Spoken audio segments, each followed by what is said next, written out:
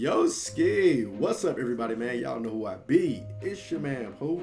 CYGG. Now, today we're about to be talking about the Madden 21 closed beta feedback that EA, Kralo, and Clinton them got, and they're going to be talking. I'm basically going to be going over the things that they said they fixed and whether I agree with them being good or not. But with that being said, let's go ahead and jump into this. The number one thing that they're supposed to be bringing in this year is running styles. It's supposed to be 6 new running styles. The number one is supposed to be agile, which is for Tyreek Hill, players like Tyreek Hill. Number 2 is agile small for players like Christian McCaffrey. Number 3 is agile tall for players like Julio Jones. And bruiser quick is supposed to be specified for players who are, somewhat like Derrick Henry. And bruiser heavy is supposed to be for, I guess, somewhat like defensive linemen, offensive linemen within that category. We have seen Madden toy around running styles before. If you guys have actually played the game Madden 20, Madden 19 or whatever, you will see that Alvin Kamara has his own unique running style that fits his, his style of running, his agile style. And then you will see that Richard Sherman has his own style of, of running that's specified for him. Now, the reason why I think they're actually inserting this within the game, I think it more has to do with the yard. And because, so many players are going to be, making different types and different sizes of players for the yard, that they want to make everybody's player feel different to other players. Now, I think this has more to do with that more than the gameplay, but it actually coincides with the gameplay itself. Now, are we going to see everybody feeling different or looking different or running actually different? I really don't know, man. We're going to have to see how this plays out. Because Clint had said basically if your player is smaller and he is shorter, he takes shorter steps. But if your player is taller, he's going to be taking longer steps. Like that was like the most common sense stuff you could say. So I don't know, but basically, so far it sounds good. I would like to see how it plays out. Number two, they talked about the things that they address, such as film study. Now, the film study ability is not gone. The people were happy because they were like, yo, the film study ability is gone. It's finally out the game. No, this is what Clint said. I knew that it wasn't ready for prime time, but we really wanted to get feedback on it. And like you said, the feedback on both sides of I either love it or I really don't love it, all valuable and all valid. So we are not going to have film study at launch. However, we are going to introduce it later in the cycle via post-launch title update. And with that extra time, we're going to continue to iterate on it. And we're going to take the feedback that we got from the beta and use that to continue to make it balanced and continue to make it in a place where all players can appreciate it. And in the video, basically talked about it. He just said that they're going to be balancing the ability, making it more palatable for the gameplay online and offline, but they're not getting rid of the film study ability setup because they put so much work into it. They don't want to trash it, man. They want to keep something that they want to insert it in the game anyway. Number 3, they talked about the defense being slow. Now, if you guys remember, a lot of players talked about this after the closed beta. We said that, bro, defensive players move slow as hell. Now, Clint and Kralo basically talked about the reasoning for this, and here's the reasoning for that. This is one of the items from the beta that we are actually not going to change on a large scale, and that's because the vision of the game and the direction of the game is moving towards a more authentic approach. And having a single player in the middle of the defense take away three or four routes basically can take away numbers to numbers and restrict an offense to throw outside the numbers. Is just it's not realistic, it's not balanced. And if you've been following. Now, with this being said, I kind of agree with it. I mean, the reason why they have to take this route is because you got a lot of people that feel like, man, if I can put a safety at middle linebacker, or if I can find the fastest linebacker, I can just roam the field and shut down everything. Like, I don't actually have to be held responsible for a zone cover if I can go out of my zone cover and roam everywhere and be able to cover everything. Now, that's the problem where it kind of is with gamers. You can't ask them to tell your player to be able to play his zone and be able to be aware of things in his area, but then also want the ability to cover 6 or 7 different players at one time, taking away from the responsibility of the zone players.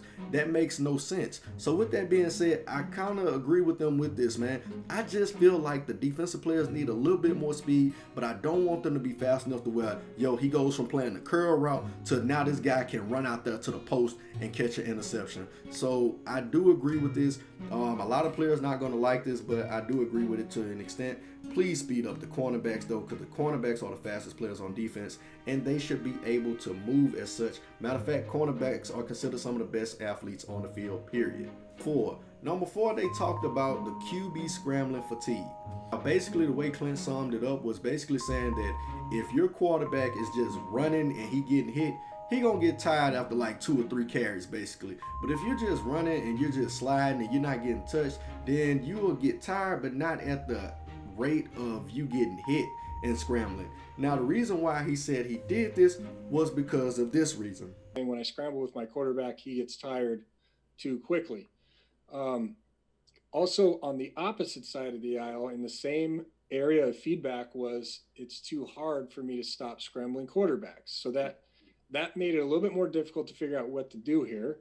But once we dug in and read through some feedback and contacted some other folks in the community to get more clarity here, we felt like the right thing to do was decrease the fatigue penalty if you're just running and not taking any hits. So if you scramble with your quarterback, do it. Now, with this being said, I kind of agree with them doing it for that reason. The reason why, because, with the Frostbite engine, there's probably only so much you can do, especially when you sitting right here. You got players who want to use Lamar Jackson and just run all over the field with him and do everything. But then at the same time, if the QB contain is not working, if the defensive players aren't getting that type of pursuit to him, or if they are putting a hat on him and he's not dropping the ball, because a lot of people don't want their quarterback to drop a ball, there has to be some type of give and take for this. You just can't want a quarterback to just have the ball and just scramble all around. I feel like a hair was on my lip. You just can't want a quarterback to just scramble with the ball and run all over the place and then get hit and then get up and then not fumble or nothing like that. Like,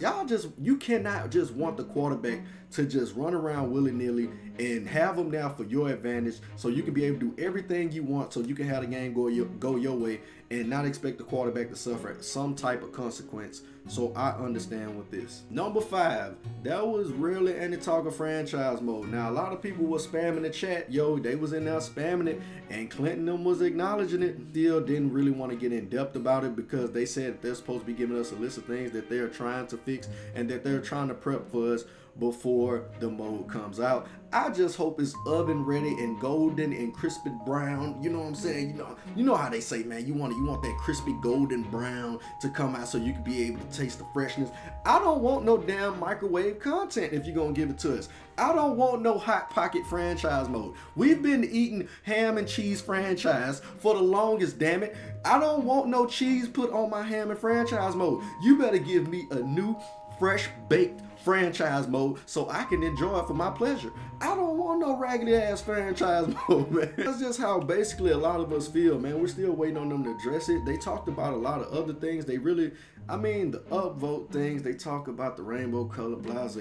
I think they're gonna fix most of the issues. But yes, those were the top things that I paid attention to, man.